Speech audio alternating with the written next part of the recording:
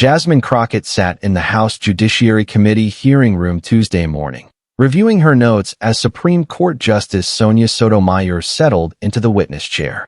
The liberal icon had been invited to discuss the court's recent term in judicial philosophy. For the first 45 minutes, it had been a love fest, Democrats praising her dissents, her representation of diverse communities, her inspiring life story. Sotomayor seemed relaxed, even jovial, trading warm exchanges with committee members who clearly admired her.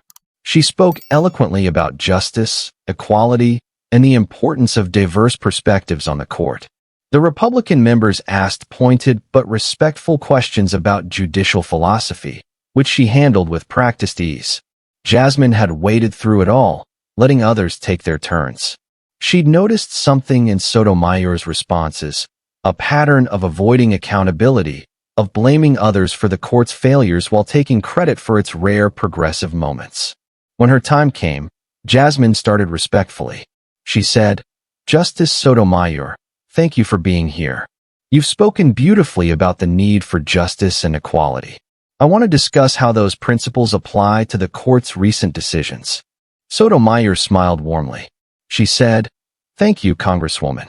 I'm always happy to discuss the ongoing fight for justice, even when we face setbacks." "Setbacks," Jasmine repeated slowly. "Justice Sotomayor, the court just gutted affirmative action, stripped voting rights, undermined civil liberties. These aren't setbacks, they're catastrophes. And they happened on your watch." The smile faltered slightly. Sotomayor said, "Well, as you know, I'm just one voice on the court. I've written strong dissents." "Dissents," Jasmine interrupted. "You write beautiful dissents. Poetic dissents. Dissents that get quoted at protests. But what good are beautiful words when people are losing their rights?" The room's atmosphere shifted. Democrats looked uncomfortable. This wasn't the script. Sotomayor straightened in her chair. She said, "Congresswoman, I can only control my own vote. The conservative majority." "Stop." Jasmine held up her hand. "Justice Sotomayor, you've been on the court for 14 years. In that time, voting rights have been destroyed. Corporate power has expanded. Civil rights have been decimated. And your response has been dissents." Sotomayor's warm demeanor cooled. She said, "What would you have me do? I don't control the majority." "Fight harder," Jasmine shot back. "Use your voice outside the court. Call out the corruption. Stop pretending collegiality matters more than people's lives." Committee members stirred. Chairman Jerry Nadler looked concerned. Sotomayor's voice hardened. She said, "I've dedicated my life to justice. My record speaks." "Your record?" Jasmine pulled out a folder. "Let's talk about your record. You wrote a beautiful dissent in Shelby County while voting rights died. You wrote stirring words in Students for Fair Admissions while affirmative action was murdered. You gave us poetry while they gave us oppression." "That's unfair," Sotomayor protested. "I've fought." "Have you?" Jasmine leaned forward. "When Justice Ginsburg was alive, she gave interviews. She called Trump a faker. She fought publicly. You? You hide behind institutional norms while the institution burns down around you." Democrats tried to intervene. Representative Jamie Raskin said, "Congresswoman Crockett, Justice Sotomayor has been a champion." "A champion?" Jasmine turned on him. "Champions win sometimes. What has she won? What victory can she claim? She's the Washington Generals of the Supreme Court. They're to lose nobly while pretending the game isn't rigged." Sotomayor stood up, offended. She said, "How dare you diminish my service?" Jasmine stood too. She said, "How dare you diminish our struggles with your ineffectiveness? You sit in that marble palace writing dissents while we lose our rights. You have lunch with the people destroying democracy and call it collegiality." The room erupted.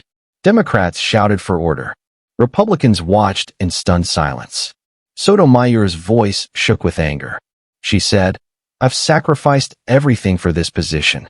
And what has that sacrifice gotten us?" Jasmine demanded. "You're the wise Latina who's watched wisdom die on your court. You're the diverse voice in a chorus of oppression.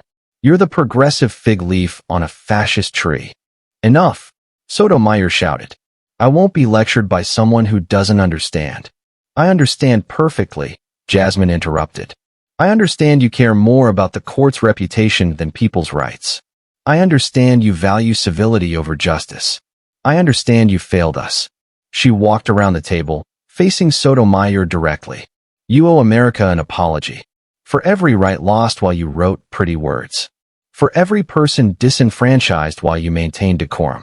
For every dream deferred while you played nice with the destroyers. Sotomayor's face was flushed. She said, I owe no one an apology for serving with integrity. Integrity? Jasmine laughed bitterly. Is it integrity to watch Clarence Thomas take bribes and say nothing? Is it integrity to let the court's legitimacy shield corruption? Is it integrity to prioritize institution over justice? I've spoken out. In dissents. In footnotes. In law review articles no one reads. Jasmine's voice filled the room.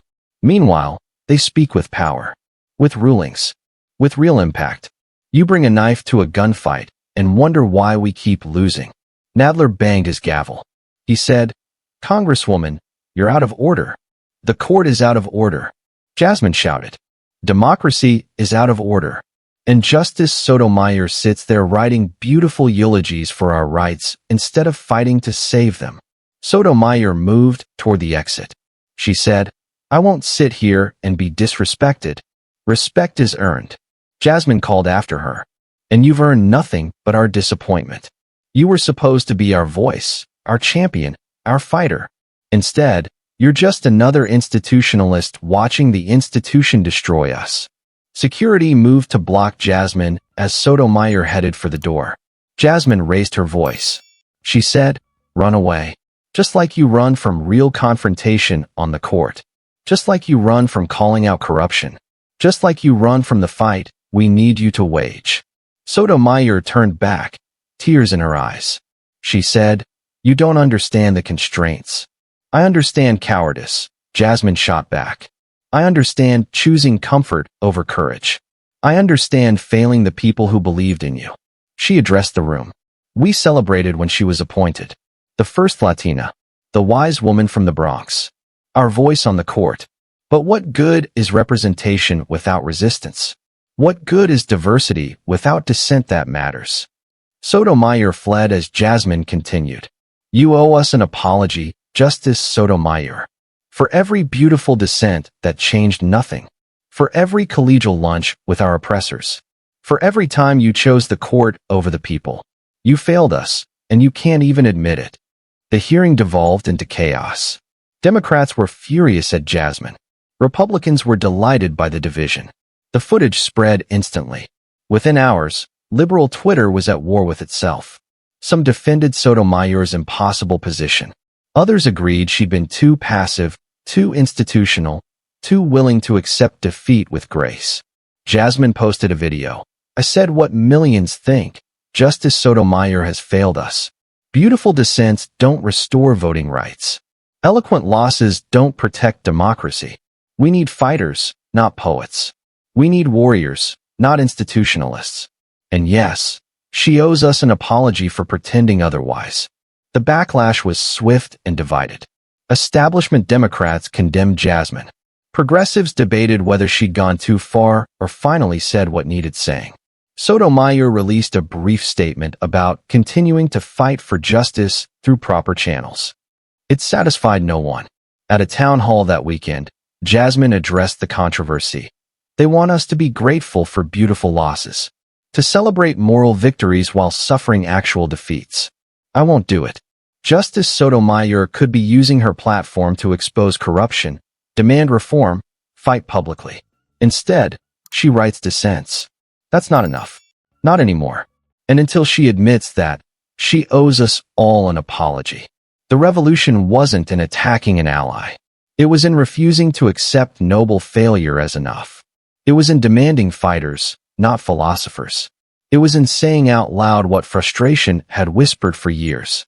Beautiful words don't equal justice. And those who settle for less betray those who need more.